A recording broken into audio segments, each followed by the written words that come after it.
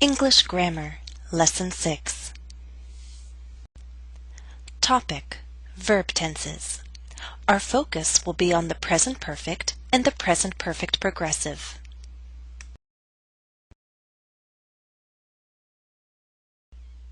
This is part 2, and I'll continue to help you understand the present perfect by explaining reasons why we use this tense. Now let's talk about a second reason why we use the present perfect, and I'll use an example about my family. October, November, December, these are months when the weather turns cold and rainy and possibly snowy, at least here in New England. In short, this is a time when people get sick. They get colds, they get the flu. My family has visited the doctor several times already. Why did I say has visited? Because it's still December. This period of time is not over yet. It's incomplete. It's unfinished.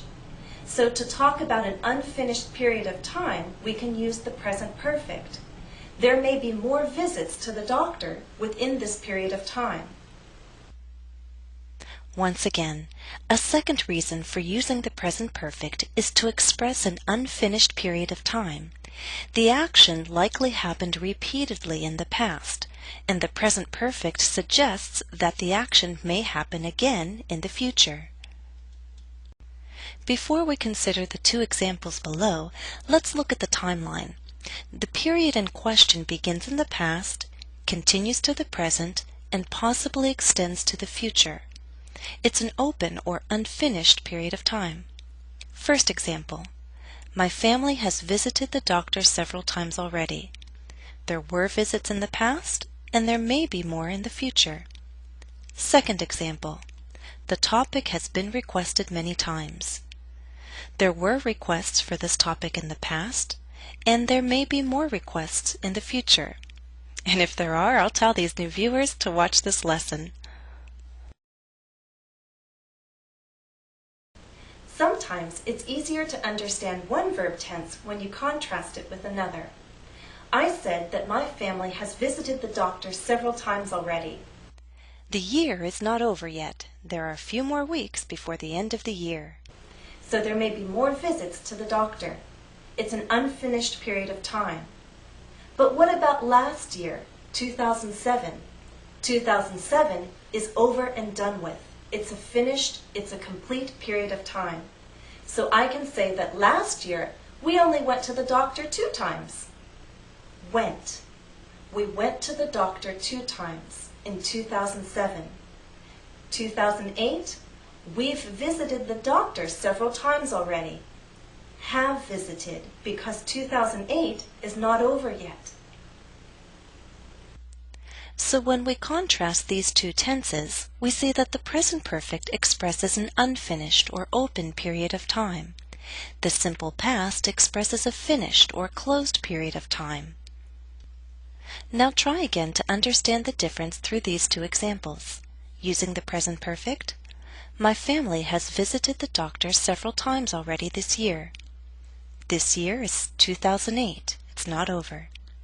And with the simple past, my family visited the doctor only 2 times in 2007.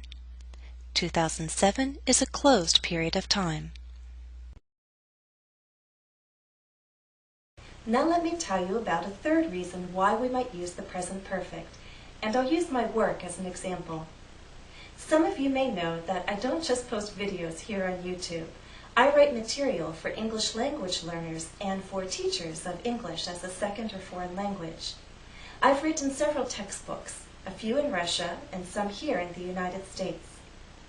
Now why did I say I've written some textbooks?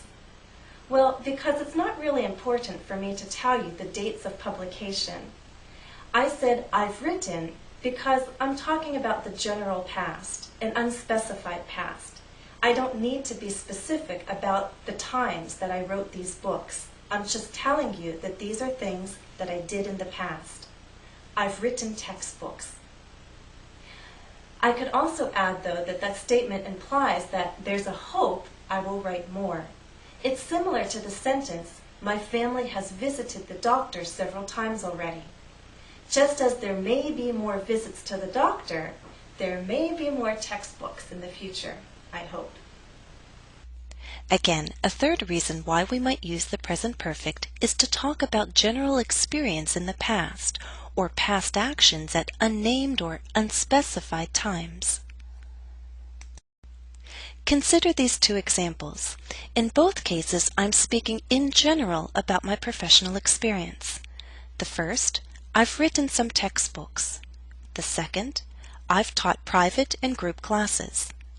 Now, do you need to know when exactly I wrote the books or when exactly I taught these classes? No, you don't. So, in the present perfect, times and dates are unspecified, usually because they're not important, but they could also be unknown. Now, in light of our third reason, let's make another contrast between the present perfect and the simple past. The present perfect can express a general past. I've written some textbooks. When exactly? The date isn't specified.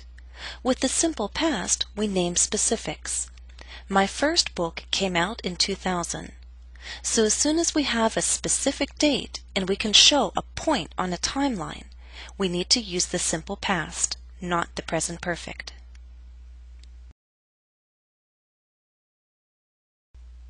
Exercise. Choose the best verb tense to complete the statement, the present perfect or the simple past. Number 1. Read the statement to yourself and then I'll tell you the answer. Answer. I have been or I've been to Siberia 2 times. I'd love to return one day with my husband and children. I said I've been because there's a suggestion of a future visit. I don't think the simple past is incorrect, but I think that the present perfect is the better choice here. Number 2.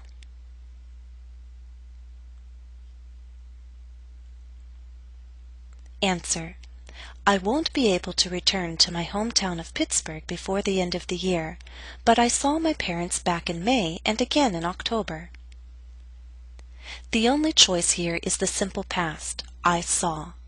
First of all, we have a specific mention of time, in May, in October. Second, although the year is not complete at the time I'm speaking, there is no suggestion of additional visits. Number 3.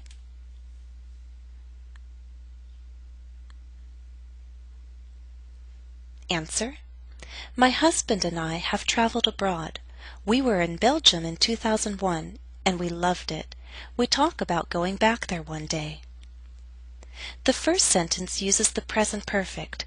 It's the better choice because we're speaking about a shared general past experience. Also, at the end of the statement, there's a suggestion of future travel. In the second sentence, we have a specific date mentioned, in 2001. 2001 is a finished period of time, so we must use the simple past.